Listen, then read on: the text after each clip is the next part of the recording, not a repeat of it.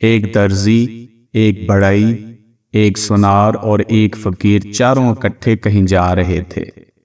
راستے میں رات ہو گئی تو ایک جنگل میں ٹھہرے اور رات بھر کے لیے ہر ایک کے ذمہ 2 گھنٹے کا پہرا مقرر کر دیا۔ پہلے 2 گھنٹے ایک آدمی جاگے گا اور باقی تینوں سوئیں گے، پھر دوسرا جاگے گا اور 2 گھنٹہ پہرا دے گا اور باقی سوئیں گے۔ سب سے پہلے بڑائی کا نمبر آیا اور وہ 2 گھنٹہ پہرا دینے کے لیے جاگا اور باقی تینوں سو گئے۔ بڑائی نے سوچا بیکار کیوں بیٹھوں، ہتھیار پاس ہی، کیوں نہ ایک درخت چیر کر لکڑی کی ایک عورت بنا ڈالوں۔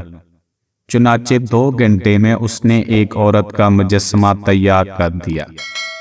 پھر درزی کا نمبر آیا اور وہ جاگا تو اس نے لکڑی کی اس عورت کو دیکھا تو سمجھ گیا کہ یہ بڑائی کا کارنامہ ہے۔ پھر خیال آیا کہ میرے پاس بھی سارا سامان ہے، میں کیوں نہ اسے کپڑے پہنا دوں۔ چنانچہ اس نے 2 گھنٹے میں اس کا سارا لباس تیار کر کے اسے پہنا دیا۔ پھر سنار کا نمبر آیا اور اس نے یہ نقشہ دیکھا تو اس نے اسے گہنے پہنا دیے۔ آخر میں فقیر کا نمبر آیا، اس نے یہ دیکھا تو جلدی سے سجدہ میں گر کر اللہ سے دعا کی کہ یا الہی، مجھ بے سر و سامان کی لاج رکھ اور اس میں جان ڈال دے۔ چنانچہ وہ عورت زندہ بھی ہو گئی۔ اب صبح چاروں آپس میں لڑنے جھگڑنے لگے۔ بڑائی بولا عورت میری ہے، درزی بولا میری ہے، سنار بولا میری ہے اور فقیر بولا میری ہے۔ یہ جھگڑا قریبی شہر کے حاکم کے پاس گیا۔ حاکم نے اس عورت کو دیکھا تو کہنے لگا تم چاروں جھوٹے ہو، عورت تو میری ہے۔ اتنے میں وہ عورت خود بولی کہ میں بتاؤں میں کس کی ہوں؟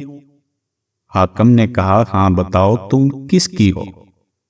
قریب ہی ایک درخت تھا، وہ عورت دوڑ کر اس درخت سے چمٹ گئی اور پھر لکڑی بن گئی اور اس درخت میں گم ہو گئی۔ وہ سب کے سب منہ ہی دیکھتے رہ گئے۔